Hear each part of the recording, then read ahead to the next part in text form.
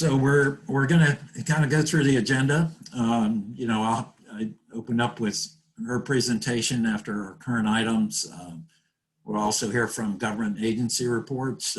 We've got Martin County, City of Stewart Water Management District. I saw Jackie Thurlow-Lippish is on the phone with governing board, and also other state agencies. Also, hopefully Paul Gray from Audubon, from Lake Okeechobee.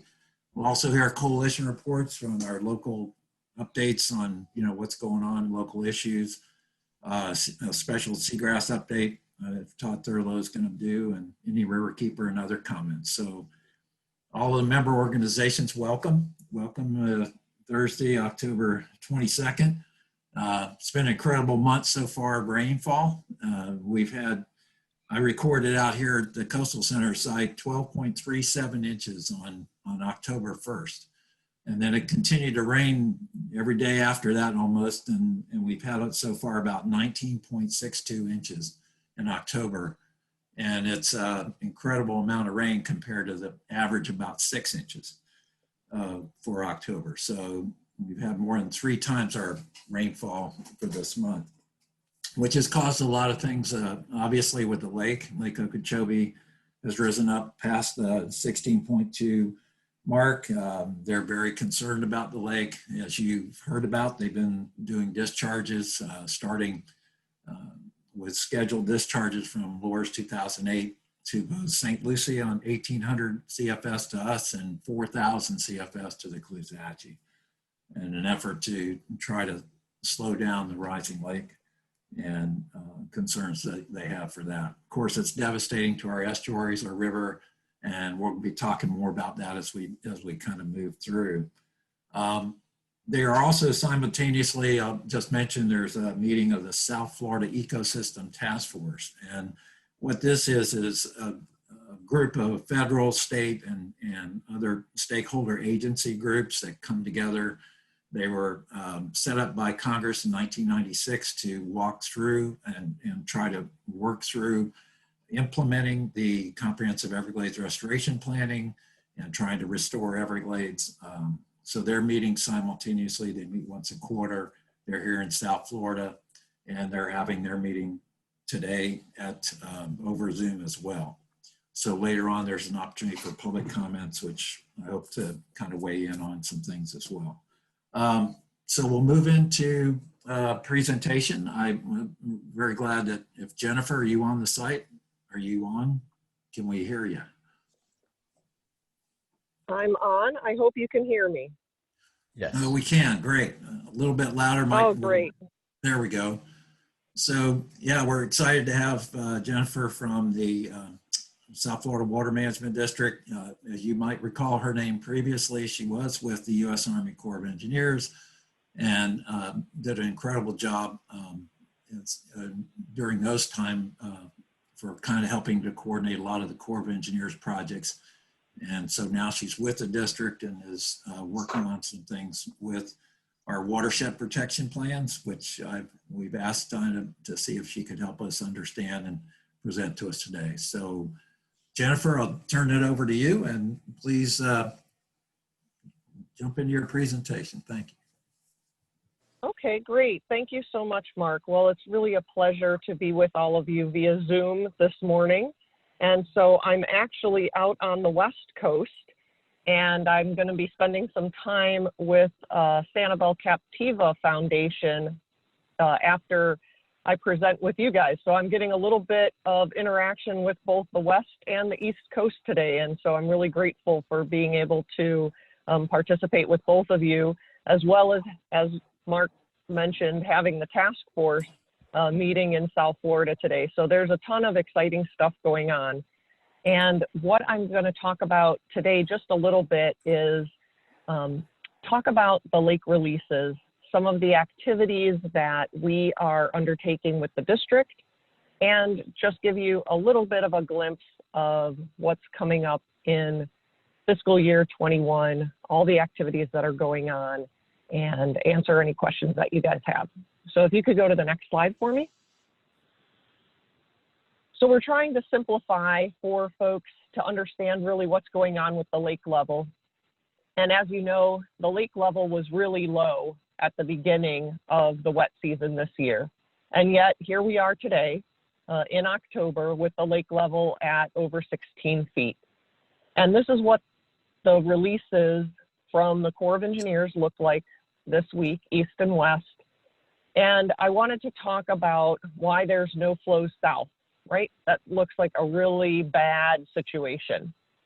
And it's not because we're not trying to send water south, and it's not because there isn't water moving south into Everglades National Park, because there is. But right now, everything is full.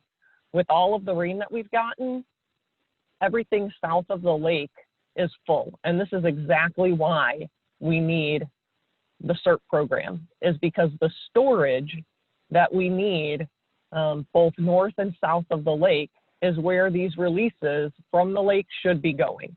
They should be going into reservoirs instead of going out to the estuary. So if you could go to the next slide. This is what the pulse release looks like. I'm sure you're familiar with this from previous discussions, but I wanted to show this to you so that you can anticipate what's going on right now, why the releases are so heavy at this time, and what you can probably anticipate happening again next week. I talked with Colonel Kelly yesterday, and they are looking at least one more week of heavy releases before we can really look at an opportunity to have the Corps stop releases to the estuary. So I think we've got at least one more week of this. But if you go to the next slide. Oh, I wasn't expecting that one there, but that's okay.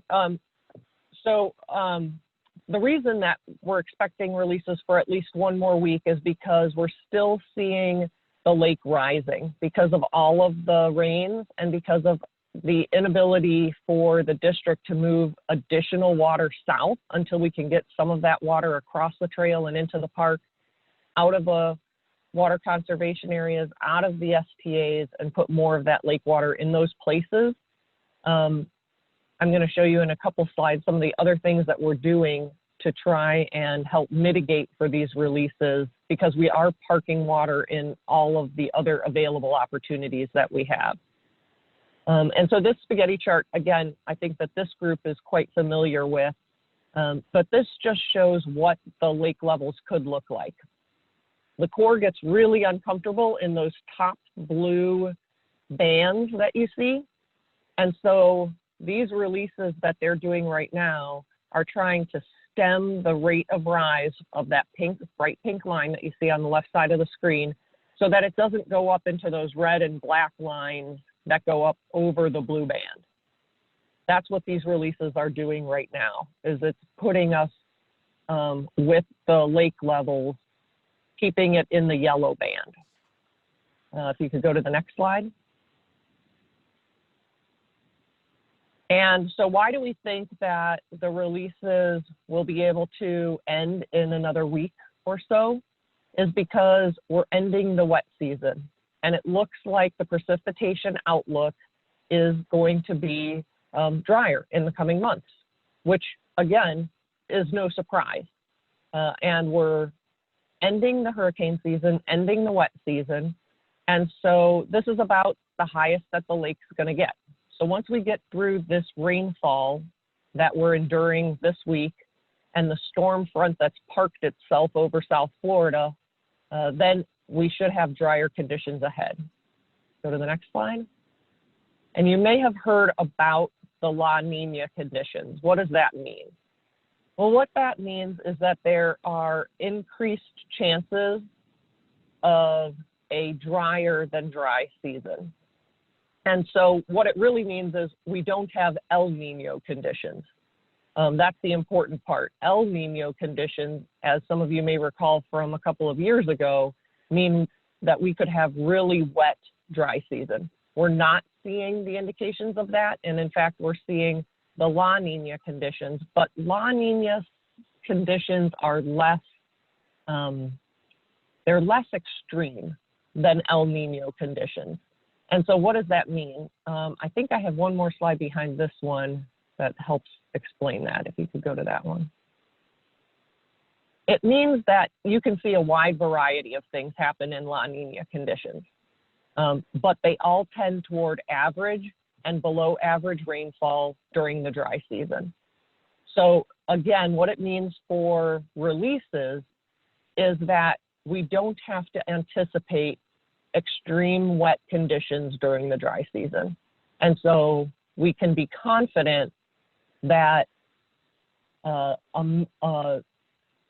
just a week or two of releases right now will put us in a good position to have water available for other uses throughout the dry season. And go to the next slide. So what the district is doing is a series of actions that are coordinated with the DEP to reduce the discharges and reduce the effects of the discharges. So I think many of you may have seen on the news the technology that DEP is implementing in order to help curb any algae production in the C-44 canal. So that should help out the St. Lucie estuary as well. And the contractor that's doing that work, as well as verification from the DEP and the South Florida Water Management District water samples, confirm that right now we are not seeing any cyanotoxins in the C-44 canal, so that's great news. Also, we are maximizing our use of our dispersed water management projects. And another exciting update that happened just the end of last week is the dispersed water management projects at Scott and Bluefield have begun construction. So they are now under construction, and those should be available for next wet season for an additional place for us to be able to put water. So those are some exciting developments. If you could go to the next slide. But our CERT projects are really important. And just yesterday, we had a simultaneous ribbon cutting and groundbreaking. The construction is basically complete on the S333 North structure. That doubles the capacity for us to move water out of Water Conservation Area 3A and into Everglades National Park using the L29 canal. That project is substantially complete, and so we will begin using that structure in conjunction with the S333 structure to continue to move water south into the park.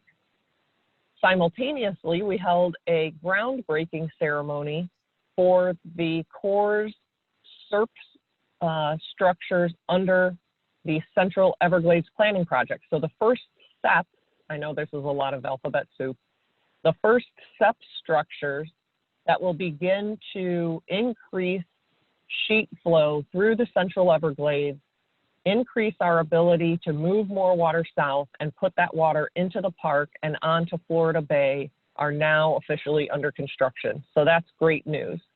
And if you could go to the next slide for me.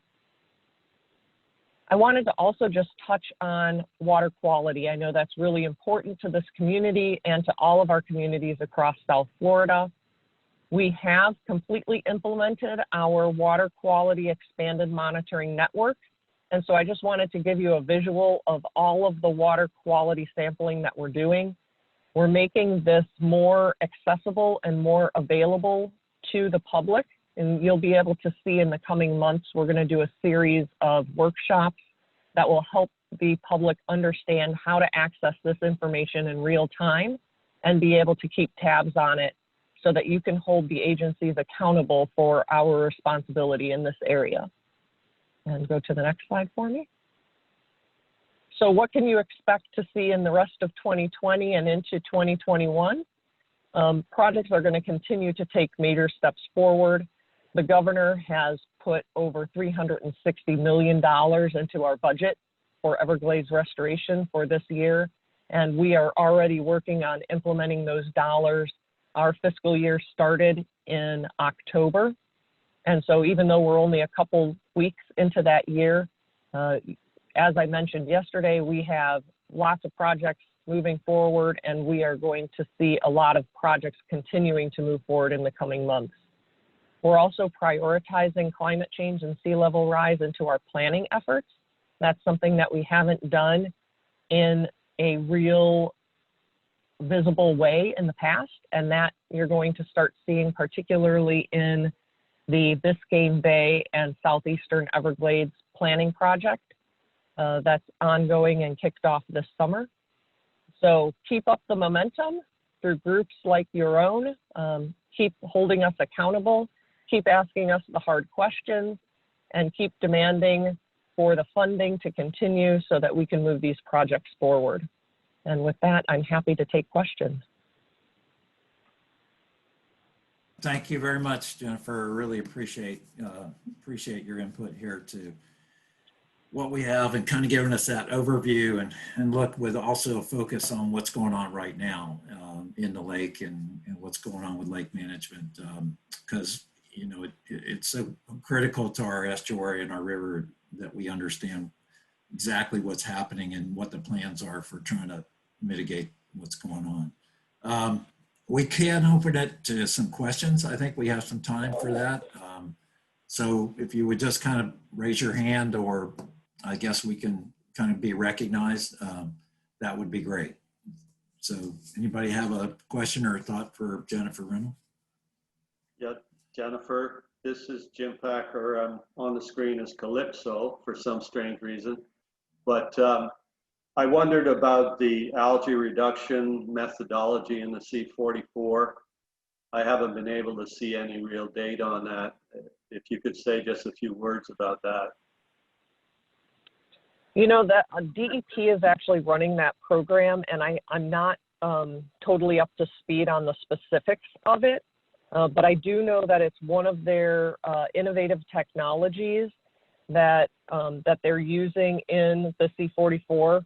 I can definitely get some more information, and I can pass on to DEP that you guys would probably be really interested in a short presentation from them or from their contractor talking about those innovative technologies. Thanks. I think that's a good question. I know we had a lot of concern when that started to come out. They had a brief meeting about announcing it, and then at DEP, and then it's all of a sudden the contractors here on the canal. And in fact, DEP reported at the Ecosystem Task Force that, hey, there's no blue-green algae or microcystis in the C44 canal, kind of thanks to our vendor. But I really want to caution everybody that there isn't any algae right now because it's not come through the discharges from S308 from Lake Okeechobee. And this treatment of using hydrogen peroxide treatment perhaps is good and has been done in some other lakes or other conditions, but we haven't really seen any environmental impact statements or any kind of thing from it. I had Mike Connors was talking about that earlier. So Mark, good question. And yes, Eve Samples, I see your hand up. Go ahead. Yeah, if I may, Mark. Oh, okay, Charles. On And then that you. topic, is the hydrogen peroxide also affecting the good algae, the phytoplankton, or is it only restricted to the bad algae, if you will? Do we know the answer to that yet? Not specifically, no. They have been using these treatments and other things, and pretty much that is a real concern. Yeah. Mike, you're on mute, Mike. I can't hear you, so you have to unmute, right? And Yeah. then we'll go to Eve. Go ahead, Eve. Eve. Yeah, I had something on a different topic. Mike, if you have a question about the algicide, jump in. Yeah, again, I was out there a week or so ago and I saw the Israeli flag. I didn't know what I was looking at. And, I didn't see an environmental impact statement, very little in the press, as Mark said. The thing about hydrogen peroxide in closed systems is you have to be very careful with dosage. I believe it's non-discriminatory. I don't think it's selective in what it kills. So I think the next time we come around, if God forbid we need this contractor to do something when we do have algorithms, we need a lot more accountability on what this product will do and won't do and the side effects. That's all I need to say. Glad to have you here, Jennifer. Thank you for being here. I think there's another concern, and the BODs just go up. Yeah, Jim. Yeah. Thank you. Eve Samples. Then we have Diane. I saw your hand up. Yeah, Thank you, Mark. And I Jackie, second all of that on the algae side. Wouldn't it be great if Florida would control pollution at its source rather than treating it after it's affecting us? Thank you so much, Jennifer Reynolds, for joining us today. Really helpful. I don't know if you saw, but Mark Perry had a really wonderful op-ed recently about how the STAs are being largely used to move water off the EAA fields instead of moving more water south from the lake. And obviously that's a detriment to the estuaries. So I guess my question is two parts. Number one, why is that? And number two, who controls those water structures to and from the STAs? If it's the district, why can't we move more lake water south? Thank you for that question. And I did see the op-ed. It was excellent. Well written, Mark. And the district does control those structures. The STAs were designed and constructed specifically to move water from the EAA to treat it and before it was moved south into the Everglades. And so that was the purpose of those STAs. And so we can certainly look at moving additional lake water, and we are doing that. And that's part of the expansions that we're doing with the STAs. And it's also a huge part of what the SERP projects are doing. And so, for example, the A2 STA associated with the EAA reservoir project is being designed to handle lake water and to move additional water south into the Everglades so that we can move another 370,000 acre feet into the Everglades on an average annual basis. And we're looking at the bulk of that will be lake water in order to put that in the Everglades. And so that's going to help reduce the discharges an immense amount, and then will also allow us to provide the flood control that we're legally mandated to provide in the EAA and treat that water and continue to move it south as well. Mark, can I ask one quick Yeah. follow-up? Yeah, go ahead. I understand and appreciate what you said about what the STAs were designed to do, that they were designed to accommodate EAA water. Are you legally bound to take a certain percentage of EAA water instead of lake water? We're not. So what we're legally bound to do is to provide the flood protection for the EAA, and we're legally bound to treat that water before we're able to move it south. And so I'd be happy to have a follow-on discussion, about the specifics of that and how that works out with numbers. I'd be happy to sit down with you and have that discussion so that you can understand exactly where those authorities are and pursue, any changes that you'd be interested in seeking. Thank you. I appreciate that. Thanks, Eve, for bringing that up. Diane, you're up, and then Jackie Thurl-Lippisch on deck. Thank you. Two things. Is there some way we can require the EAA to have restore some of the water, a certain percentage of the water before so that we can allow more water from Lake O to go into these STAs. That's what I would like to hear that negotiated. The second thing was about the hydrogen peroxide algicide. I would like to know that when it kills the cyanobacteria, it's also killing the microcystin, because I think what I read is that as the cyanobacteria dies, it releases the microcystin. So that's a very big problem. That's a good point. We also had a question on the chat. Do we need to be concerned about that? If the toxins or if the algicide, the hydrogen peroxide, is killing the algae, we know from previous history that once it dies, it releases toxins. And those toxins could come back down into the St. Lucie estuary. So there was a concern for that. Jennifer, you have any response to that question? Well, I know that I'm going to be making a phone call to Ed Smith at DEP this afternoon and making sure that he's aware of the concerns and that his team is looking into these. Unfortunately, I wasn't totally prepared to be able to provide some more answers or explanations of what their team has already done or what is underway in terms of monitoring for that. I feel confident that they have some monitoring going on and that they're not unaware of these concerns, but I can commit to you that I'll definitely be talking with Ed from DEP and make sure that he's aware of your concerns and can follow up with you. Thank you, Jen. Eve Sample? I'm sorry, Eve, Jackie. Jackie, you're there. Jackie. You know what is my great? Thank you. Good morning. Good morning. Jennifer, thanks for the presentation. I really like that first slide with all of the roseate spoonbills.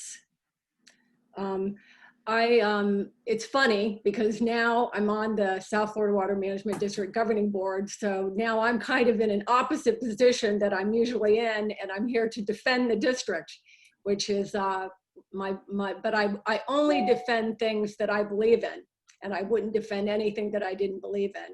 And I believe that the district is working hard to have the least amount of water going into the St. Lucie River and Caloosahatchee. And also, I had the privilege of going with Noah Valenstein of DEP, the secretary, and a few others to meet the Israeli team that was doing the technologies at the lake. And yes, it was pretty wild to walk out there in the early morning light and see the Israeli flag flying with the American flag right there at S308. And I was there early and I talked to the men that were on this project, and they were fascinating and they were very into it and very smart, and it was pouring rain, and they took out these pieces of paper that they had, put some type of plastic thing over it so the rain wouldn't destroy the image. And they showed us everywhere that they had researched over the past few days, all across the lake, all along C-44, all into the early parts of the St. Lucie River. They had notes about everything. They had gone into the lake by renting out helicopters to get water samples. They were, excuse me, I felt like they were honest brokers working hard to research something that they were professionals at in their country. And as you know, Governor DeSantis has been doing a lot of traveling back and forth to Israel because the Israelis have a lot of high technology and things that we don't have. This crowd, and I have their information and everything, it's called Blue Green Water Technologies. They had already been working on lakes here in Florida. And when this happened, the governor's office called them like an emergency to come to the edge of Lake Okeechobee to protect us. And yes, maybe the technology isn't perfect and maybe something's going on, but when I listen to these intellectual scientist Israeli people telling me that he said, all I'm trying to do is break the cycle. He was talking about the cycle. And so that the cyanobacteria is not in first place and the other algae can come in and then it's more balanced. So Diane, to your concern, that's what I believe they were trying to achieve. I didn't ask him about how the microcystin, when you kill it, the way he said, and of course, he's speaking in a second language. He said, the microcystin commits suicide, that's his goal for the other ones to start coming in.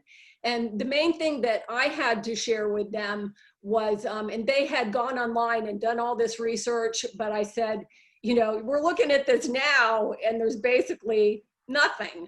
But on a bad day, of which we've all seen, there could be miles of this stuff piled up against the dike, all inside C-44, all lining the canal. And so they were aware that they would have to change the way they did this based on the situation. But I felt trust. I felt like these guys were, this is what they do. And they're from a country that is used to war. And we are at war with the cyanobacteria.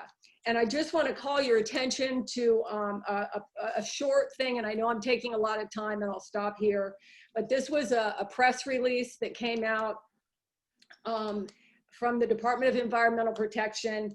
And this is Tom Frazier, who's the chief officer, science officer for the state, who's also an honest broker. He's not a cheeseball, this was his quote. "It is a relatively simple chemical," explained Chief Science Officer Dr. Tom Frazier.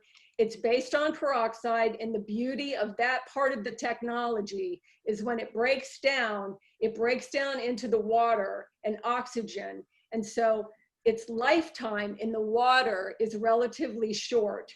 So we feel like it has very good potential for the least environmental impact." You know, so it's not a perfect world, but now we're living in a world where the governor of Florida and the district is trying to protect us, not ignoring us. And I am grateful for that. Thank you, Jackie. I think there are a lot of concerns, and even though this might seem like a relatively safe treatment for the algae, obviously our first cause should be not to have the algae bloom in the first place. And the second is not to have it come into the St. Lucie Canal. And then, of course, if it's there and you have to treat it, if that treatment is going to be safe enough to then continue to release water into the St. Lucie estuary and into the river system. And Right. therefore, I totally agree with you, Mark, but realistically, we know that there is a possibility that algae is going to come into the river.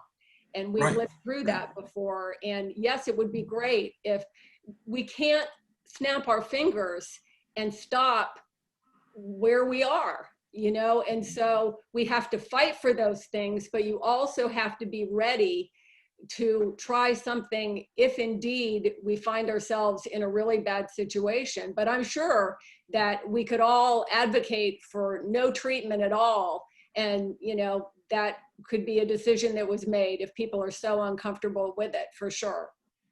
well, I don't think we're talking about no treatment at all necessarily, but if the treatment is going to cause some more harm, that's a concern. But if the treatment can at least mitigate some of the harm that could be caused by the blue-green algae entering our system, including public health and safety. I mean, we're not denying that any treatment is better than nothing, perhaps, but the idea of just having it, satisfy the fact that, well, okay, since we've treated it, now we can just go ahead and release it. I would still think they need to measure the microsystem level. That's not the ideology at all. That's not the ideology at all. I just want to make sure people are clear. For sure. That is not the ideology at all. We're in a bad situation. I think we all know that. We're in a bad situation.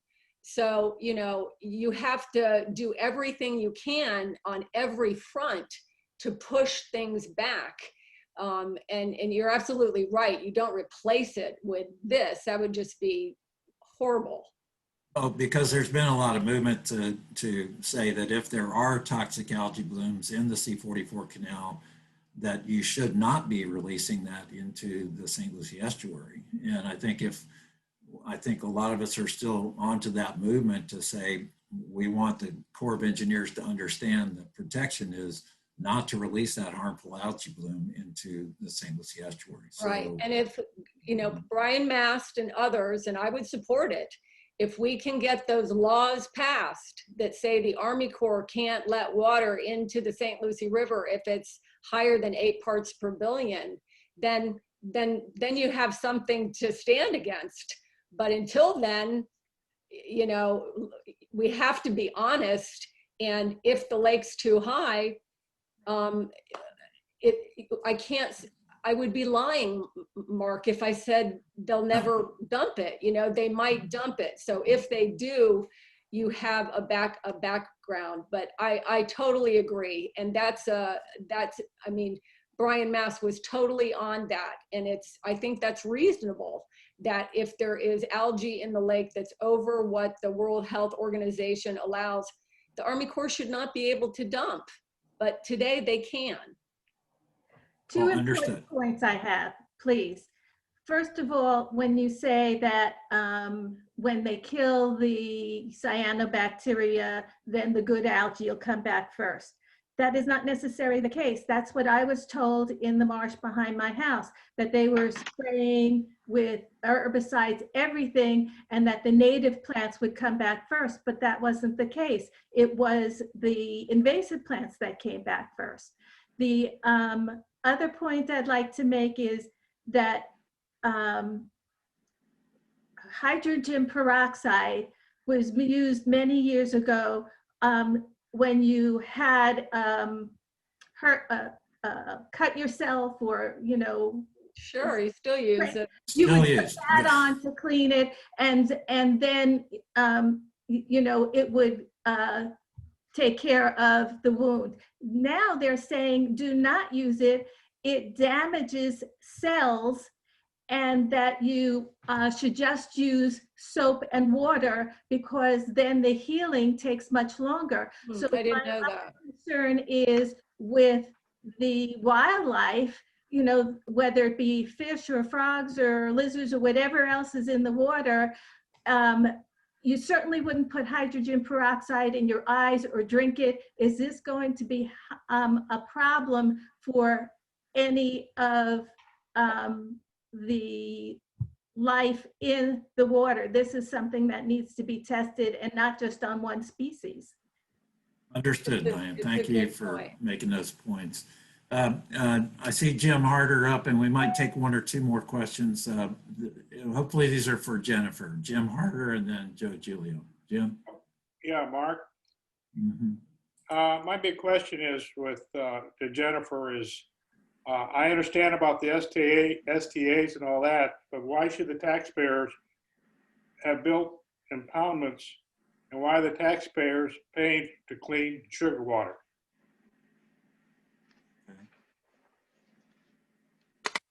Jennifer, you want to take a shot at that? Yeah, I'll take a shot at it. You know, it's a difficult question to answer because taxpayers pay to clean a lot of water. And the way that the stormwater runoff works and the stormwater runoff rules work are is that there's a lot of runoff from a lot of sources that isn't completely burdened by the people whose property it runs off of. Whether you live in an urban area or in an agricultural area, those businesses and homes create runoff because before all the people were on the landscape, the natural environment was able to absorb a lot more water, and a lot more water sat on our landscape. And in those areas, we now have businesses and homes and farms, and our government and our framework of regulations help provide flood protection for all of those areas. I can And so, understand. I can yeah, and so understand should we do that. something different in the future is really, it's up to the public. Well, I can understand us cleaning our water that we put off. I mean, we have septic systems and sewer systems, and we have to pay for it. I don't want to see why sugar shouldn't have to pay for their sewer system. Now, the second problem I have is the Martin County and the St. Lucie County basin.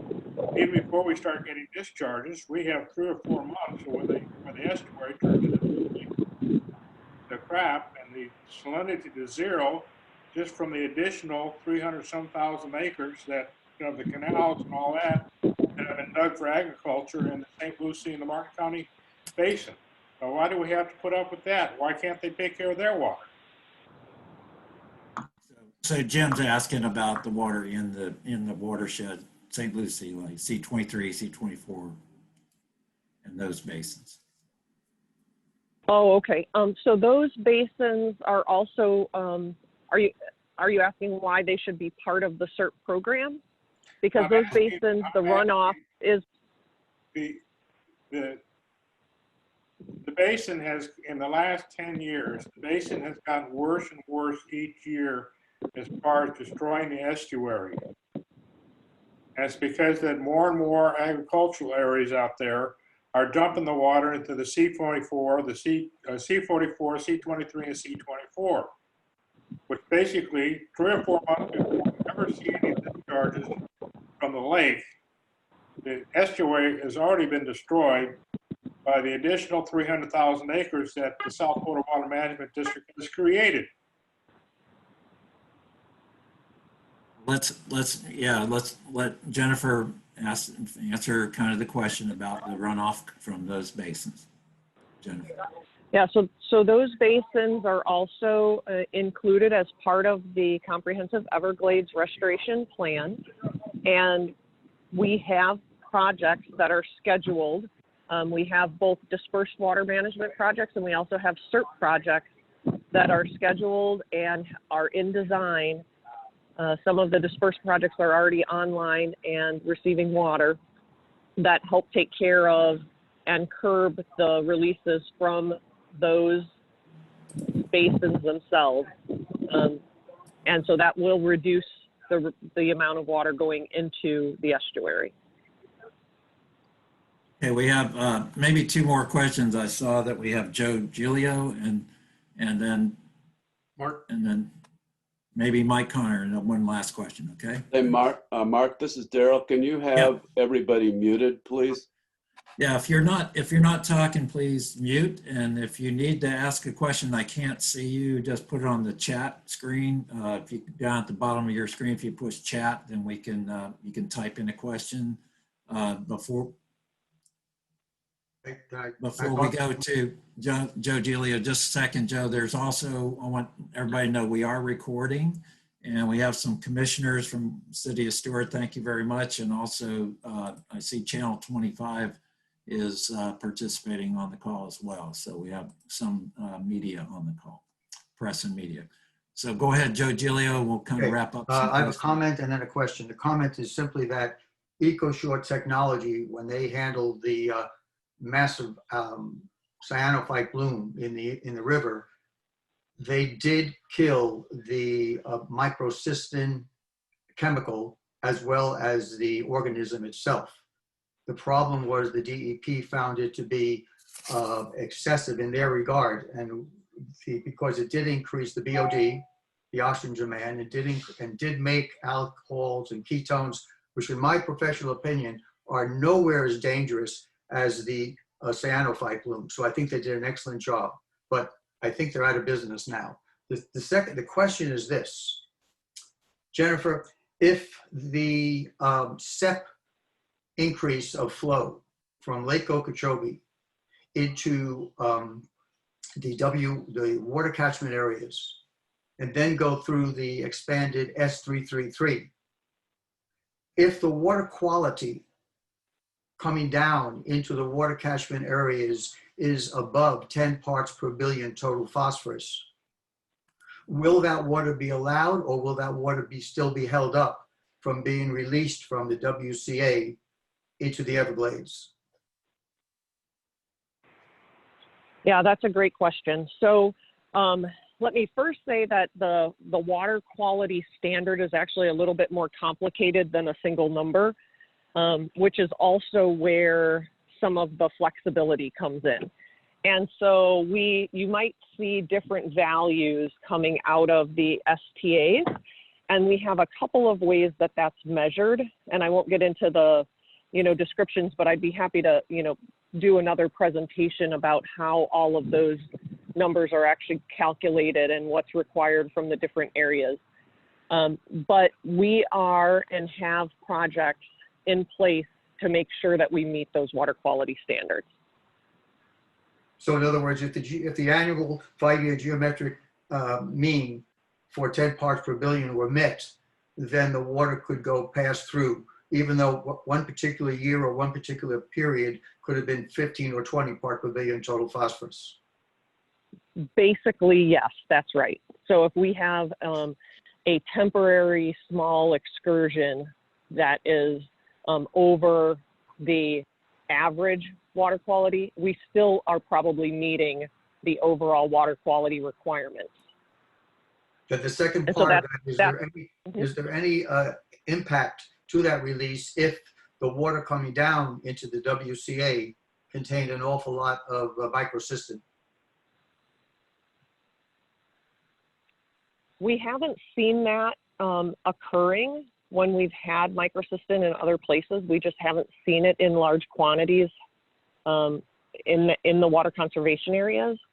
But we would have to, take a look at that if we started seeing something like that in the future. But we haven't been seeing that. Thank you. It's a good question to Joe, because it does concern us when there is large blooms in the lake. If they do even let water south and out there, there's concern of, does that make it through the STAs? Does it make it down through, into the water conservation areas or the Everglades? And then if so, what kind of impacts that might have?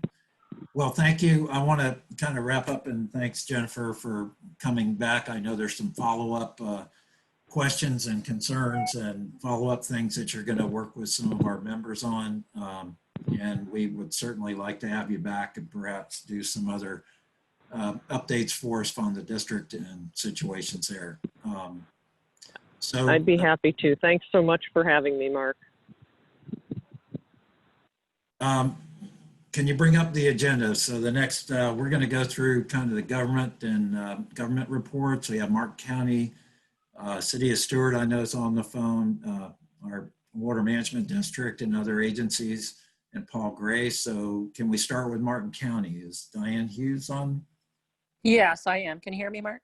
Thank you, Diane. Yeah, I can hear you very good. Okay. I really don't have much to add. I think we all know what's going on within the estuary now that we have the lake discharges coming.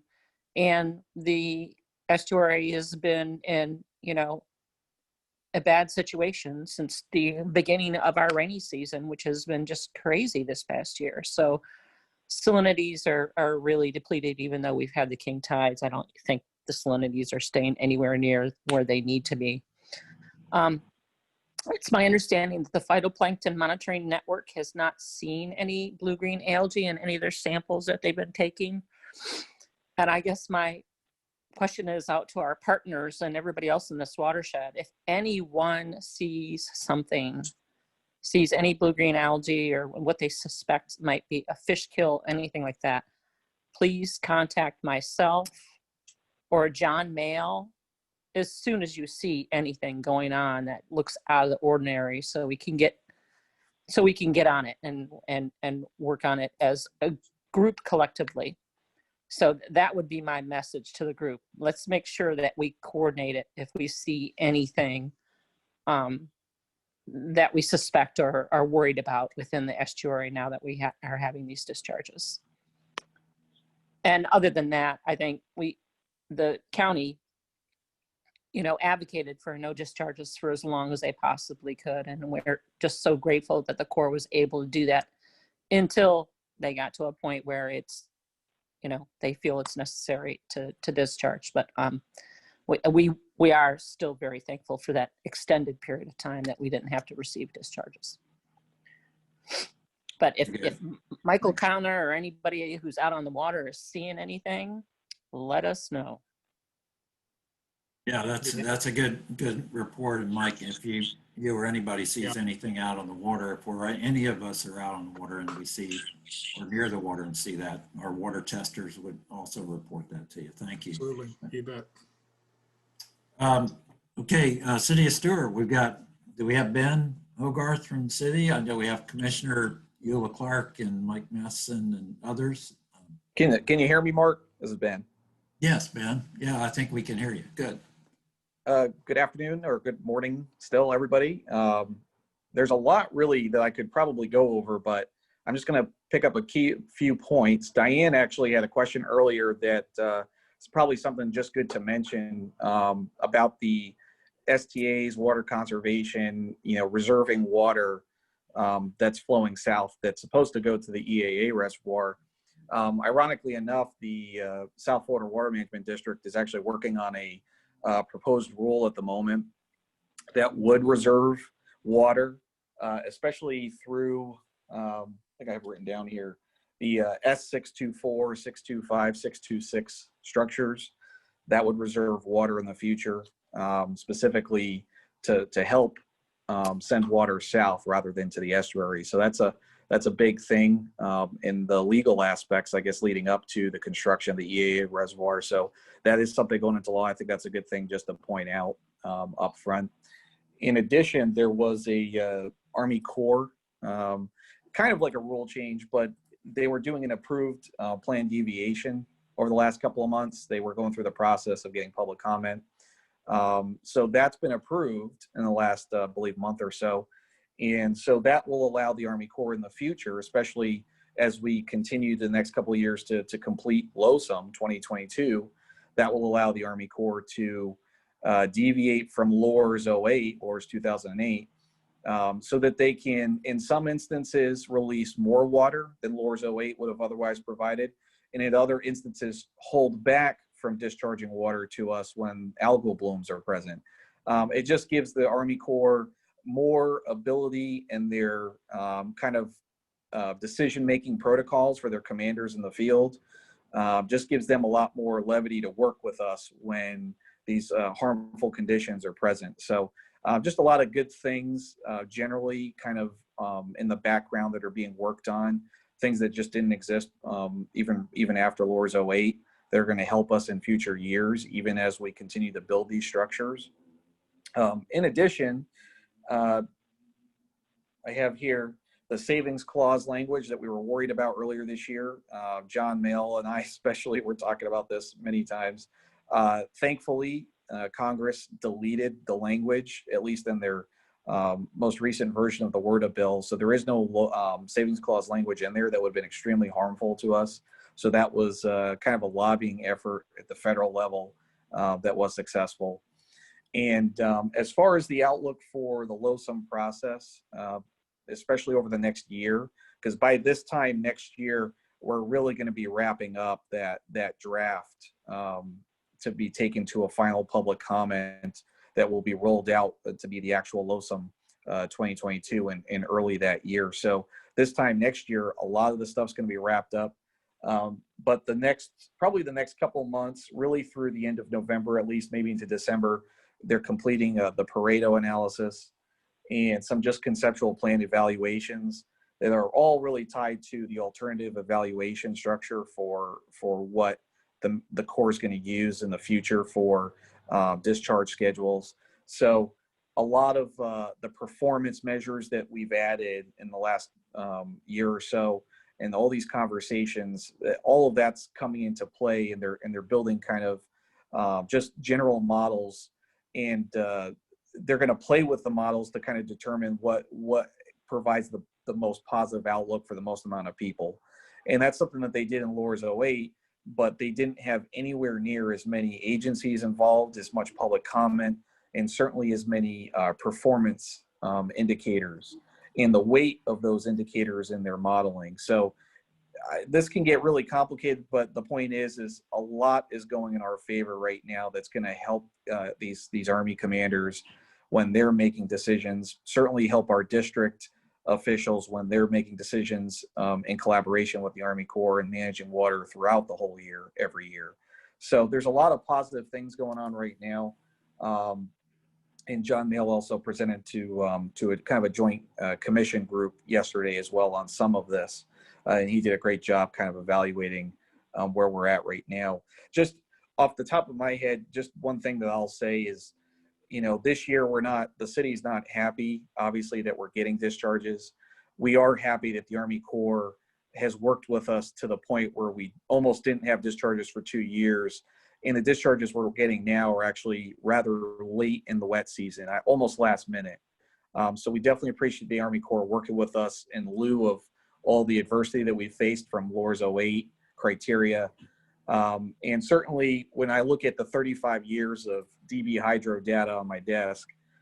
It's ironic that, any given average year over 35 years, the lake on June 1st would have been just over 13 feet. And, it's nice to know that the 11-foot kind of benchmark is working for us. Not to say that the Army Corps wants to shoot for that every year, but I think the case has only gotten stronger from what we've seen, and certainly looking at the last 30, 40 years. So that's all for my comments today. In case anybody has any questions, I'll be happy to answer. Thank you. Thank you, Ben. Any questions for Ben at this time? Or we can move on. Oh, okay. Jim? Is the proposed deviation schedule that was announced last week going to be officially included in LOSUM? And is all of the language that is associated with that the language that the Army is going to adopt? That's actually a good question, Jim. I don't know if they're going to roll that over, because part of what I've heard is that the intent of the deviation is just kind of like an operational, like a subset of normal operations moving forward. And I think they have to do a kind of their own impact statement every single time they do a deviation. And when the new LORS is adopted, it might require a completely new analysis, and even maybe a public rational nexus for needing a new deviation, because the argument is being made that the new LOSUM is supposed to be the new guideline, and it's supposed to completely change from LORS 08, and I believe it will. So I think when LORS 2022 is adopted, there might not be a need, but the harmful algal bloom element will still be present, but that's being rolled into LOSUM. So, okay. I'm not sure. The answer is I just don't know if there's going to be a need. Yeah, I think that what we've heard is the deviation that's being proposed by the Corps for that flexibility in operation is really not going to be implemented until February of next year anyway. So they're looking at still trying to go through the process to approve that deviation as a part of the schedule. Right. And the only thing I would add to that is there's supposed to be this, John maybe has a better idea of it, John Mail, but they have this kind of like banking structure and banking releases, so that there's kind of like an equity distribution between the estuaries and where the water goes. So they might carry over certain elements of it too in the future, even post LOSUM 2022. But it's a hard question to answer, because a lot of this stuff is already being rolled into LOSUM. Yeah, and procedurally, this is a deviation from LORS, and when LOSUM is adopted, it won't really apply. So I think these concepts would try to be worked into LOSUM, so when it's adopted, we wouldn't have to deviate from it. So this is just a deviation from LORS. LOSUM will be a whole new ballgame. Good answer. Thanks, Paul. Thanks for weighing in that. Let's go to Water Management District. Jackie Thurlow-Lippisch, could you give us some updates? Thank you. I'll try to keep this short since I got all worked up on my last report. First of all, it's heartbreaking that we're having discharges, and nothing can stop that horrible feeling. I am wanting to point out some things that are happening that were not happening for advocates for the estuaries before, because we have to remain hopeful, or we'll never get to our goal. And one way to be hopeful is to see the small little incremental changes that are happening. So one of the small little incremental things that is happening is that the South Florida Water Management District is being incredibly transparent with creating a web page. If you go to, you'll see it right when you go to the website. And I sent it to many of you, entitled District Actions to Reduce Harmful Discharges to the Estuaries. And on that page, it shows operations, how many CFS is supposed to come through the structure. It shows the maps that my brother Todd made famous years ago that are now out there for all of us. It shows the, the algae. The pictures haven't been very good lately because everything's so cloudy, but those images are there for the public. And also even a picture that Ed and I took on the 11th of October. I didn't ask them to put that in there. They put it in there. So I feel good that they're being transparent and open about everything. You might remember a few years ago when we felt like we got nobody even talking to us when we were saying, hey, look at all the algae. And they were just kind of like, what algae? You know, that has shifted. I wanted to, you know, when Miss Reynolds was on the phone today, thank you, Todd. She was talking about how there's zero water going south. Well, that's what's happening this week, but that's not what's been happening recently. There's been a lot of water going south, and the district is taking chances that you don't hear about out in public, because there are many people who probably disagree with how they're managing and operating water. And they have been taking, you know, thousands of CFS of water and moving it through the stormwater treatment areas. And yes, it might be EAA water, but it's water. Some of it might be lake. I haven't seen the numbers yet.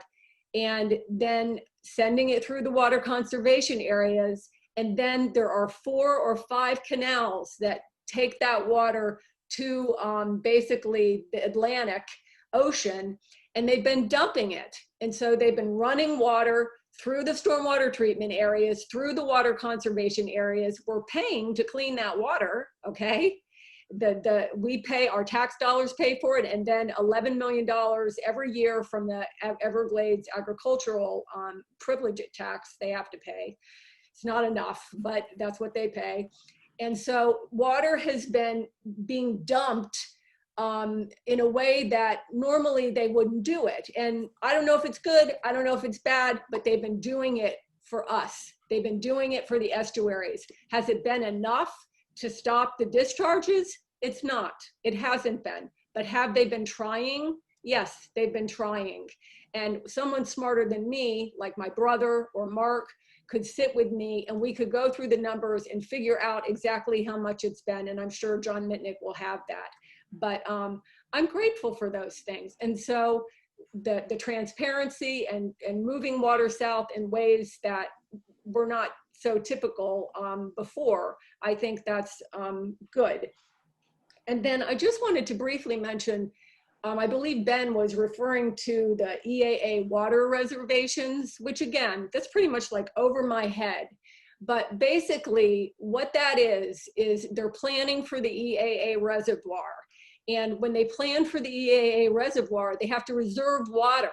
They have to reserve the water that's going to go in the reservoir. And believe you me, there are a lot of people out there going, why are you doing that now? You don't need to do that now. You know, the reservoir is not even built. You've only got the stormwater treatment area that the district's done going up, you know. But no, the district is moving forward with this governing board in place to make sure that that is there, because that's a big fight. That's a big fight about the savings clause and everything else. So I am sorry that the discharges are happening, and I still continue to do everything I can to stop that. And Eve Samples, I think the 8 parts per billion, Brian Mast, or congressional laws should be our goals. In the meanwhile, I want you to know that I am working for you, and the district is working for you, and we are hearing you, and anything you want to say, good or bad, I'm here to take it back up to the top. And I'm keeping my fingers crossed that they can stop dumping. They say a week. I hope it's at least no longer than a month. Thanks. Thank you, Jackie. You know, I think that website was great that you had kind of queued up there, and it was it's good that we can take a look at that and understand kind of where the district is. And you know, we've all linked to a lot of the district data too that they put out on real-time kind of discharges that are coming out of the structures. And that real-time data available through the district is really helpful for those of us trying to monitor what's going on and when it's happening and how things are happening and coming together. So you know, the district has produced a lot of information, a lot of data. And some of what we talk about as the district's information and data, including flows and concentrations and loads of nutrients coming into the estuary, are all being recorded and monitored. And you've seen and talked about, and we presented, Gary Goforth has pulled together a lot of that data to show we know where the pollution's coming from. We know the flows and loads that are coming into the system from the different parts of the watershed, because the district is monitoring that and has expanded their monitoring system for that. So there's a lot of good information that's being collected and done, and the district just needs to kind of work with that and manage, you know, accordingly, and get the Corps of Engineers, who's the federal partner, to also manage accordingly. So let's kind of move into Lake Okeechobee updates. Paul Gray, I appreciate you being on, and can you give us your updates for Lake O? Thanks, Mark. Well, maybe to build a little bit on what Jackie said, you know, the lake's above 16 feet, and that's bad for the lake, and we really don't want it to be that high. I was out a couple weeks ago, and there's been a little bit of the SAVs are breaking off. It's not real bad yet. But for the Corps, they've actually been pretty restrained because they really don't want to go above about 17 feet, and because of dike safety issues. And we've been hoping the wet season would stop, but it just hasn't yet. And even though we don't have named tropical storms, we're getting all this rain, and October's got twice as much rain as ever, and there's still pretty high flows going into the lake. And it's not what the lake level is today, it's what it's going to be after the next wet thing. And so the Corps has been pretty restrained, in my opinion, you know, I wish they weren't releasing right now. So, but they have to keep the dike safe. They have to prepare for if something wet comes in. And so what we've recommended to them is, you know, we understand the need to make releases to keep the dike and the lake levels at some sort of safety level. But the lake's getting harmed right now because it's too deep. And the estuaries are getting harmed because we're dumping too much water down them. And we've recommended that as this wet season tapers off, eventually it's going to have to, the estuaries have been getting harmed a lot longer than the lake has, and so as soon as they feel safe to cut the releases, try to give the estuaries a break, and let the tidal surges come and go, and let them get back to a good solidity, and the lake will come down later, and it's going to get dinged, but I think it hasn't been in harm level as long as the estuaries have. So the first priority when we feel like the wet season's tapering off enough is to help the estuaries. So that's kind of our recommendation. That's all we can do right now. Mother Nature's kind of driving the ship, and we just have to respond to it. So that's what I have right now. Thank you. Any thoughts or questions for Paul? Paul, thanks a lot for your info on that. Mark, one question. This is Eve. I just want to thank Paul. I've listened in on those Lake Okeechobee periodic scientist calls, and his selflessness in viewing the whole entire system and the long-term damage that the estuaries have borne is really appreciated. And I do think it's made a difference in getting the Army Corps to hold off on discharges. Wish they would have held off till the end of the rainy season, but just very much appreciated, Paul. All right. We have any other state or federal agencies or state agency updates or federal, local agency updates? I don't know if anybody from other agencies are on the call directly, but we can move into kind of coalition reports for the next 20 minutes or so. Rivers Coalition updates from Nick Mader from our River Kids and Todd Weissing. Nick, are you on? I just unmuted. Oh, okay, great. Yes? Yes. Okay, not too much to report. Of course, in these times, we haven't been able to really get together. We did go out to the rally from that Indian Riverkeeper sponsored. So there was a good group of people out there, maybe 50, 60 people, a lot of regulars, and it was great to see everybody. We had a few river kids out there, and you know, of course, we're hoping to do more things like that. And I think it would be great to have a monthly rally or protest by, you know, all of us getting together to do that and show visibility in the community. and to make everybody aware that it's still going on, if it's still going on. And as far as anything else, I think, you know, we have to keep pressure on everybody, like everybody's been talking about. And it would be nice to maybe start doing a little video snippets of everybody we can get, all the kids, all the adults. We had talked about this at the rally and just making it something that could be on Facebook or visible somewhere else. So we're thinking about that, and that's it. Just that's about all that's going on. Yeah, appreciate it. Appreciate it. Is Todd Weissing on the phone? I'm here, Mark. Obviously, we don't have any speaker bureau meetings, so there's no report, but we'll be back to you as soon as we have. All right. Kind of tough on virtual meetings, but if you have some or you want to pull some, please get in touch with Todd. He can probably pull together a Zoom meeting through Barbara helping with hosting the Rivers Coalition. We're happy to do it. Great. Now we're going to move into kind of local estuary water quality. We've been talking some about it, of course, with the discharges and the updates on that. And I want to be able to possibly share my screen if I can. Todd, can you allow me to share just briefly? Yeah, there we go. So this is the kind of local water quality test. We do these weekly. We have about 40 water testers throughout the estuary. As you can see, the salinity gradients in the South Fork particularly are very, very low and pretty destructive. And the concern is remaining in that situation for a long period of time. Salinity gradients in the estuary, besides that being really low, or how long they're going to be low. And that duration is what's really causing a problem. Right now, the discharges are, you know, coming in a lot from the C23, C24 canal at about 600 and 800 CFS are coming in here.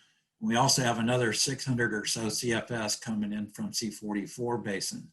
They've been discharging in from the C44 basin for a long time prior to them starting the discharges on the 15th from the lake, but they have to combine the lake discharges with the C44 S80 discharges. So if there's 600 coming in from the C44 through S80, they can have to subtract that from the 1800 in order to max, you know, from the lake. So the lake can only discharge through S308 into the lake, the balance of that. So what we're getting though is a really low water quality.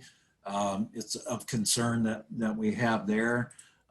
This is kind of the situation on the lake right now. You saw it's up high at 16.28. You can see there's no discharges going south from the lake at S354, 351, or 352.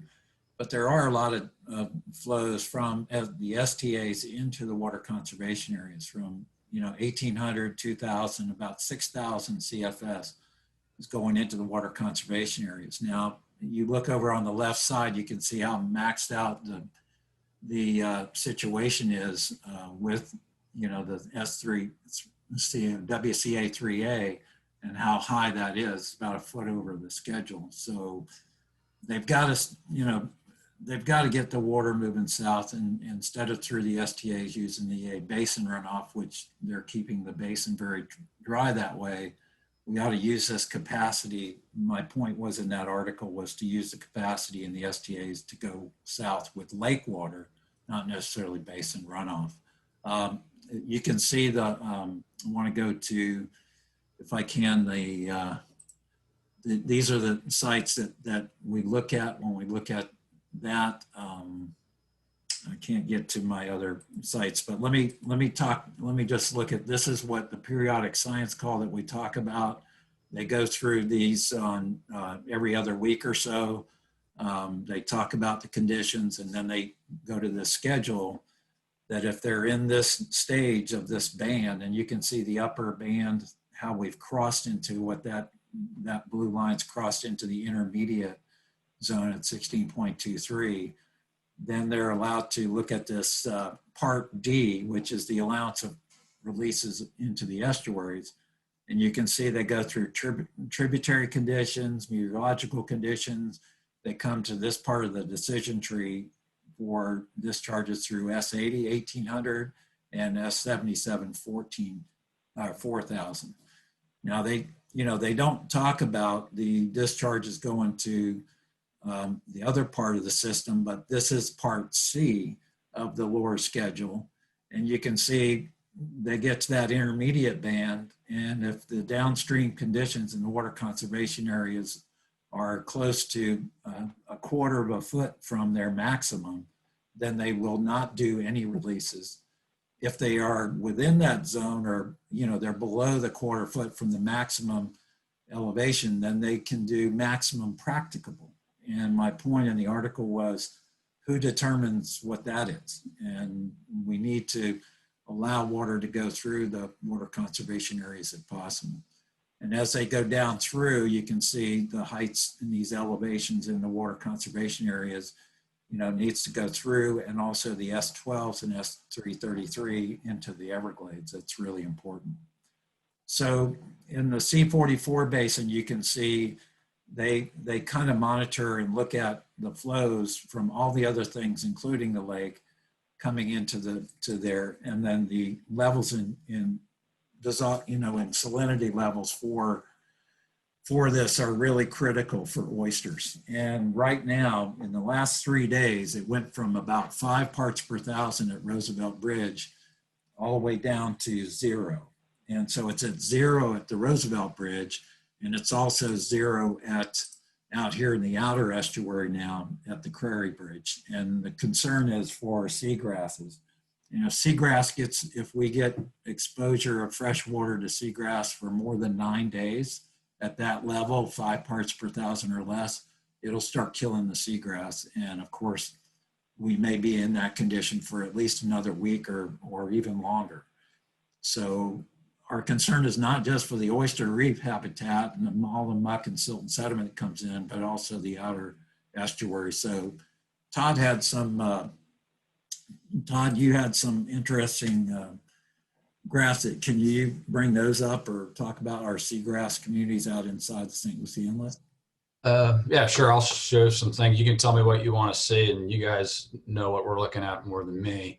But in our discussions the other day, I think you wanted me to bring up just the stuff the county has as far as aerials to see the history of the seagrasses over in the south. The district, I believe. Yeah, water management district. Just for the folks at home, I mean, this is where kind of me as a real estate lawyer crosses over to rivers. This stuff, if anybody wants to see it, is right on our property appraiser's website. If you go to the county map, real property map, it's where you look up real property. But this is it. So it has aerials, and if you go to the layers over here, they've got all the historical aerial imagery over here. So if you want to look at 2016, I think this would be pre-2016 if it's going to come up. If not, I've actually loaded this into Google. Let me go to Google. Oh, there it goes. But this kind of shows you what it looks like before our 2016 discharges. And what year was this then? This is the 2016 imagery, so it's probably taken in late 2015. But I think you also wanted to see this. That's comes from the South Florida Water Management District's ecological reports that they give. Right. Yeah, the concern here was that as they present these in their ecological conditions update, you can see the green color there indicating as seagrass beds in 2019. And our concern with that is we don't know if this has ever been ground truth to understand, is that real seagrass coverage, or is it just the shadows or the outlines of the sandbars that are out there? So as you can see, these are flood shoal, what we call flood shoals or sandbars that are set up inside the St. Lucie Inlet. And on these sandbars in shallow areas is where we have seagrass growth.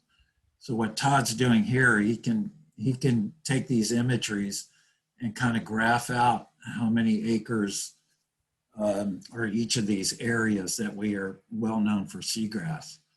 I've lived here for too many years probably, but as a kid and even younger, we would go out there and wade in seagrass that was probably about a foot or so tall. and covered all of these areas out there. It was a rich nursery ground. And what our big concern is that we're losing a lot of this habitat. What year is that, Todd? What is it? So this is 16, and then we got the discharges in 16. This is 17. Yeah. You can see the disappearance up here. Yeah.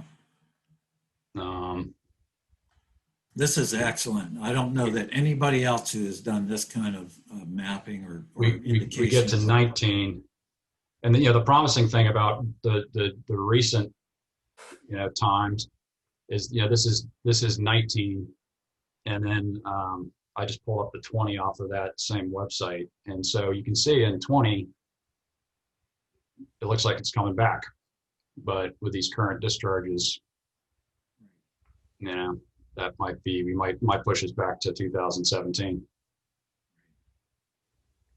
So this is really a concern, because as the estuary starts to recover, and as Ben and we've all said that we didn't have discharges in 2019 and starting into 2020, but now that we're starting that again and we're starting to get the fresh water being over this area for a long period of time, it'll start to kill off and die back in the seagrass. Mike Connor, I know you had some other thoughts about things. And also the time of year that the sunlight is diminishing, so it's sort of the worst possible time of year. Right, and because usually our growth season for seagrass is way back.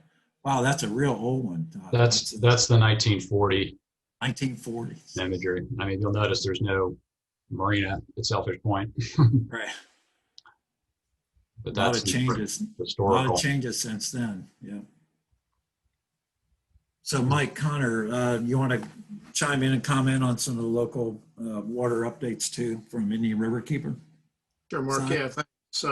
Yeah, and believe I'm muted. Yeah, it's this last month, whole month of October. I think if the weather depresses you, I think you'll feel better about the weather if you go look at the water. I've looked at the IRL in the last 25 days from here locally all the way to Port Canaveral. And I'll talk about that in closing in a second. But locally, yeah, my observations are, this is probably the worst year I've seen the estuary since I moved here in '98 without discharges in the lake. It just shines a light on the fact we've got so many inputs from our so-called local basin and our tidal basin. We have our storm runoff, we have our local inputs, which we normally an estuary like ours can absorb and handle, but lumped onto that with all off the C23, 24, 25 canal water and the C44, a lot of the local folks think we've had Lake O discharges all summer. Not the case. It just looks like it. I'm just thankful that the C44 discharges will come to an end and the lake may be a short-term discharge. Doing my reports, my readings around the river, and I do one spot for FOS Middle River. And I do appreciate FS very much for setting me up for that. And I do take testing equipment elsewhere around the estuary. And it's just been very, very depressing in seeing how little salinity we have. Even if you go in the northern Ryall, I do things at Jensen. I go up to Vero Beach. I go to the Fort Pierce bridges, take salinity. After the heavy rains, the salinity is down around mid-20s in places. And that's just, stormwater runoff, groundwater coming in. I just think it shines a light in the fact that we do have local inputs. A year without Lake O discharge to make you realize that. I haven't done much ground truthing on seagrass because it's been hard to launch a boat with the rain every day. I've been doing a lot of truck travel and looking at places and sampling from causeways and public parks. I'm looking forward to next week when we get a little sunshine, maybe the rain stops where I can go out to my normal spots and look at the seagrass difference. Sailfish Point is well documented. And Todd, what you're doing is just otherworldly. It's wonderful. Let's not lose sight of the fact that a lot of the seagrass that does not get affected by lake discharges, and I'm talking about roughly Jensen or maybe the power plant north, it's burned back too over the last 10 years in my experience. And there's some mapping being done by, I think, the MRC, Marine Resources Council, but there's not, and I believe upwards of 80 to 85, 90% of the areas I know well up to Vero, that's the seagrass loss in just my, in my observation, my naked eye observation, what I'm seeing. And that's troubling. That's all local inputs. And again, I did go north to Port Canaveral and I jumped in a boat with Captain Alex Garicki he called me and said, get up here. You have to see this. And I knew it was going on. You know, I know we're local down here, Rivers Coalition. We're mainly Stewart discharges the lake. But I have to tell you, if you feel bad about your water, take a trip up to Melbourne and north, and you'll feel a little better about what we're facing right now, because that whole IRL is suffering from a plankton, an nanoplankton bloom. They call it a picoplankton bloom, which has been going on for probably since spring when the rain started again. There are places where you can run 20 miles and not get out of this bloom up there right now. I want to share content, if I may. I think I'm able to show you something quickly. And bear with me. I want to show you a quick photo. I need to find it quickly, or my audience will all fall asleep. I don't want that to happen. Let's see what we got. Are you going to share will. screen? Okay. I'm going to share a screen real quickly if I can locate this. Otherwise, I'm not going to spend a lot of time. I've got a photo file which needs to be pared down. Trust me. Just yeah, describe what. Yeah. I got it. Yeah, here's one for you. This is what they're facing up there right now. You can see the Secchi disc in my hand now. As soon as it touched the water, 6 inches down, it disappeared. The turbidity, this is from Port Canaveral area. This is the Sykes Creek area. Heavily populated area, lots of residents, lots of golf courses, lots of inputs. They got a lot of septic on that section of the river. This looked just like this. This reminds me of the horrific. This is not cyanobacteria now. This is throughout the water column. This is not what we suffer from, the blue-green.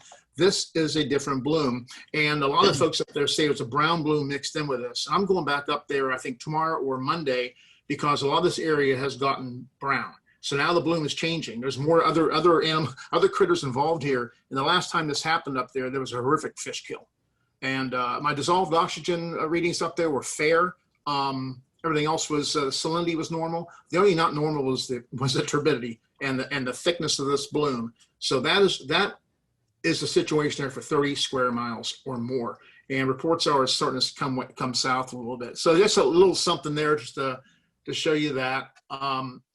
Other than that, yeah, I'm going forward. I'm looking forward to the dry season. I'm going to be doing a lot more running around, looking at seagrass. And as far as our events, I appreciate those that came out to the rally. I do think we need, in the COVID period, it's hard to do events like that. It was good seeing the old guard, people that like to wave a sign. And hopefully we have no reason to do a bridge rally again. We'll do other things. But right now our website is back up and running. We have a revamped website. If you want to check us out there, soon have a journal. And we're doing a lot of activity on Facebook. So I appreciate your time and look forward to next month. Thanks, Mike. Thanks a lot. Mark, on the grass flat discussion real quick. Another thing I just wanted to share is in pulling up those maps for this meeting, Google searches find a lot of things. I found that the South Florida Water Management District, through this St. John's Water Management District, did hire a contractor to do mapping project of the Indian River Lagoon grass flats, and it's all online. And it looks a lot like that same map that is on the ecological report. But ironically, it stops in 2017 when the grass flats kind of disappeared, and they haven't been updating it since. Okay. So this is available, and it was through the St. John's Water District. Well, this is actually this is on ArcGIS, which is through them. But if you go to the the South Florida Water Management has their data portal in there, and they have those files that I loaded up are right in their. I see. Data okay. portal. And it discusses how it was done in conjunction with the South St. John's Water Management District. I gotcha. So yeah, it's good to kind of see how they derived at the maps and be able to maybe coordinate with them on kind of on the ground observations and kind of ground truthing that kind of data. Yeah, it was done just with aerial imagery. Yeah. Seagrass monitoring is supposed to be part of the South Florida Water Management water quality monitoring program because it is an indicator species. Yeah. And it is something that they are supposed to be reporting on. And I know it's counted in kind of the recover, along with oysters, right. It's counted in the recover system too to try to monitor that. Okay, we're into, Jackie, go ahead. if you've ever watched any of the water management meetings in the past 2 years or whatever, they do report seagrass. That was one of the big things I complained about in the beginning, and others. And, you know, so it is included in the report. And for me, what seems limited about it, thank you, Todd, is that they just do Willoughby Creek, and sometimes I think it's Boy Scout Island, but I don't think they really do a very broad study of what I just don't, I'm sorry. And obviously it seems like if you look at the maps that we see, all of that, you know, I know that area as Sailfish Flats.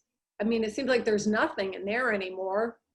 So the only place where there's any seagrass is that area just east of the marina at Sailfish Point. That seems to be kind of the area where there's, that doesn't look like much, does it? But, you know, it seems like they need to, just since I've been there, they took a map that was much broader than this, and they pared it down. Like, for instance, there used to be seagrass shown along the border of Sewell's Point, the east, you know, against the edge there. That's gone because there is none anymore. But even so, unfortunately, it seems like there's a lot less than they're talking about, like maybe another 50% less. And it should be all documented, 100%, what it is, what it was, because of course of its importance. So I'm happy to bring it up again. And I imagine what they'll kind of say, because it's come up before, is Todd, you're making me dizzy. All right. It's this is Chris Perry's old photo. He likes to fly just like you. It's oh wow, oh my God, it's a cost issue. You know what I mean? So maybe we could do some kind of volunteer thing. I'll do it. I'll make Ed take me out or something, and, you know, check it out once every, maybe we can't do it every month, but every 2 months or something, and check it if the district can't do it. Kind of like your, you know, so Todd, put that back on, please. When is that from? This is Chris Perry, I think, right, Mark? This is Chris Perry's photo from 1978.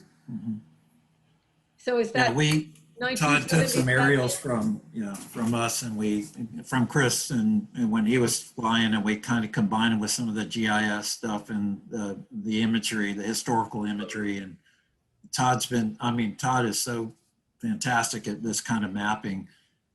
Perhaps, Jackie, I sort of appreciate you bringing this up at the district, and it's such an important thing that they need to recognize. And even though they have those 2 sample sites and they report on those, you're absolutely right in that maybe we ought to get them to look broader at the whole kind of system. I mean, you're looking at about 400 to 700 acres of seagrass community inside the St. Lucie Inlet here that is so critical to nursery habitat for juvenile. Can we say today a number? You know, what was the number in 1977 of acres? What was the acreage in 1977? What was it? What is it today? What was the acreage in 2013? Because that's kind of a baseline year for us all. What was it in 20, you know, each year from there? So we can show the decline we know and ask them to take it from there. And again, I don't think they're gonna all of a sudden have people out in boats doing it, because I just don't. You know, so I think together we could organize something with all of us together and the district, so to speak, to get it. Like maybe they could do areas closer to the ones they're already doing. You know what I'm saying? I mean, I don't know why it's so hard, but believe me, remember all of this with, I mean, we've complaining about this for years and years and years. And so. No, Jackie, you're absolutely right. I think that Todd is pulling together a lot of information. What we've done is look at the mapping, and what needs to be done is ground truthing on these, kind of making sure these areas are correct. Because you can look at the sandbars, and if they're very clear and you can see the sandbar, you can tell it's sand. But even if there's coverage on it, you got to get down and really look, because there's there's some filamentous brown algae, there's macroalgae that kind of Yeah. grow over and float over those areas, so they could appear from those images as seagrass coverage, but you really got to get down and kind of ground truth how much coverage it is, and there are density formats where you put down a grid and you understand densities. And we're setting up a citizens seagrass monitoring network here at Florida Oceanographic. So I would like to get with Todd and with you and maybe then eventually the district too, to kind of understand how we can ground truth a lot of this, understand the seagrass coverage, look at it historically and currently and what's going on. And I think really that's get a good- great. And maybe an agency, you know, Florida Oceanographic Cooperative or something. Sure. Yeah, to- we've started a seagrass network, monitoring network. So Lorraine is starting that. So let's. I can carry 2 people on my skiff in a foot of water anytime. I'm right there. So I'm we're gonna- glad to be part of it. Hey, We're getting beyond time here, so I want to kind of wrap up with some member comments or questions. Can I and make any a question, announcements that you have. Can I make Go ahead. one Let's comment? start with Mike and then go to Diane and Jim. Go ahead. I looked Mike? at the Army Corps' mapping of the dredging, which I think they started 3 days ago. Am I right, Jim? Have you seen the dredge working yet? I haven't been there for 2 days, but Okay. I think I know they started in Jupiter and they were going to start sometime soon. They highlighted the archipelago area on East Sills Point. They highlighted the entire flat between the homes and little narrow ditch channel. They highlighted all of it to look to me like they want to take the flat away. That flat's been there forever. Yeah. And it used to have great seagrass. I just wonder if they're going to dredge that. I'm going to find out. Serious? Well, the way they showed it on their highlighted map, they should not just showing there's little lead channels that go in there. They're very narrow, but boats can get in and out. It's a super low tide. They had highlighted the flats, the little flats, east of Sewell's Point, as well That's as Bird the channel. Island. That's by Bird Island. South of Bird Island, Jackie, to about the tip. They showed a whole entire flat, which we used to wade on for fishing with grass, manatee grass. I'm just going to ask them, are you going to take away those flats or just dredge the existing access channel? Because I certainly can't imagine the amount of turbidity they're going to raise if they take away a wholesale amount of the sediment there. So I'll find out. It's supposed to be a maintenance dredging project. It's not supposed to be a clearing project. And if they're doing clearing, they're going It way may out. have been their markings on their chart that are way off. They may not have meant to I wouldn't highlight. doubt that, but there's a lot about this project that is not clear. Are we going to be able to track turbidity with the discharges? Is there a way to do that, or is it just so? Its turbidity is a Secchi disc exclusively. We're not monitoring suspended solids, which is a huge problem. They're supposed to be monitoring it as a part of that project, but you're absolutely right. We got to get on top of finding out how we can get, what's going on out there in the ground, because they have started it. I think they're starting to do that maintenance dredging, but we got to get it going. Okay. Thanks. Let's go to Diane and then quickly into Jim Harder and others who might have some thoughts. Diane. Okay, I just want to remind everybody that what we do makes a difference too. Our municipalities have a fertilizer ordinance. It stopped as of October 1st and allowed people to go ahead and put down fertilizers on our lawns.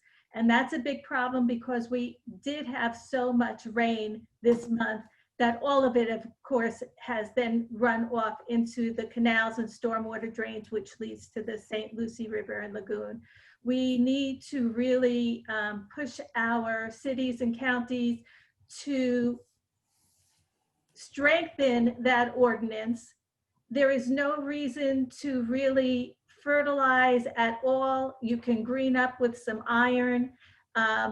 We need to push people to understand that having a pure grass lawn of just Bahia or just St. Augustine is really not a good idea anymore. Mixing it in with ground covers, native ground covers like mimosa or fog fruit brings in plants that are important to our wildlife. And if and fills in and should not be sprayed with pesticides, which we also don't want that runoff, brings in butterflies and moths that our birds feed on. So it helps with people having things that they would enjoy seeing on their lawns too. So this is this kind of thing that I would like to see encouraged, and we can all do our part to help. Great. Jim Harder, go. Yeah, just to remind everybody what the importance of seagrasses is, according to the studies done by the National Geographic and the Smithsonian Institute on the Indian River seagrasses, they said that a healthy acre of seagrass holds 20 to 40,000 juvenile fish of 131 different species. It also holds 3 to 5 million invertebrates, with your crab, your shrimp, and the other crustaceans. And it has an economic value to the community of $8,500 per acre per year. So this is what we've lost. This is what we lost, and I see it in the rest of the Indian River Lagoon, because I mean, years ago I could go down to my dock anytime and I could catch 10, 12 sea trout, and I haven't caught any sea trout off my dock in 5 years. They're all gone. Thanks for that. There is a water management district meeting scheduled for November 12th, I know about, and our next Rivers Coalition meeting scheduled for November 19th. And I believe Jim is working on program from Tim US Tyson, Army Corps of Engineers. U.S. Corps of Engineers, Tim Tyson on LOSUM and other Corps of Engineers issues. So any other announcements or anything? Jackie, the meetings, restricted crowd in the building, we're able to get in now and in person? We can be there in person at the district meetings? The governing board meetings at the district? Sorry, I'm not aware of that yet. Oh, I thought you guys are in the room though, the district board and. Last time was the board was in there and staff. But right. I know they're working on trying to do it. What it comes down to, Mike, is it's the laws of Palm Beach County, because the water management district is located in Palm Beach County. So like mask wearing and rules, it's not from Tallahassee or anywhere else. They have to work under the laws of Palm Beach County. Sure. And we want the public back. But because it's a public building, they are having to excruciatingly work through it all. I understand. Okay. Thanks, Jackie. Appreciate that. So we still have to kind of virtually tune in. Stay tuned for a lot of meetings. I know that Barbara at Rivers Coalition, Barbara's going to try to put them up on her website. So if you have something that you want to post up, or meeting coming up or any announcement, get it to Barbara Osborne, who's info@riverscoalition.org, and we can get it up on that website. I think Eve Samples, did you have something? Yeah, just briefly, I think we have a real moment now with discharges unfortunately happening to capture the public's attention and engage people who aren't the usual suspects like we are in a more meaningful way. So we're working on that front. We're drafting a petition that we hope can capture some interest and engagement right now, and also be meaningful during the dry season when we know we want more lake water going south to the Everglades. So stay tuned for that. I hope to have it ready for you today to debut, but we're still tweaking it. We want to make it just right. And if you're interested in giving input on that, please let me know. Great. Thanks a lot. Well, thanks everyone for good meeting, Rivers Coalition meeting. Really appreciate all your support and help. And again, keep your eyes on the river. If you observe anything, see anything, call us, call somebody, let us know so we can get the word out, and everybody can take some action. Okay. Thank you, Jennifer Reynolds. All right. Thank you, Jennifer, for participating. If you're still on, appreciate it. Take care, everybody. Thanks, everyone. Stay safe. Good weekend. Take care. Stay safe. Thank you.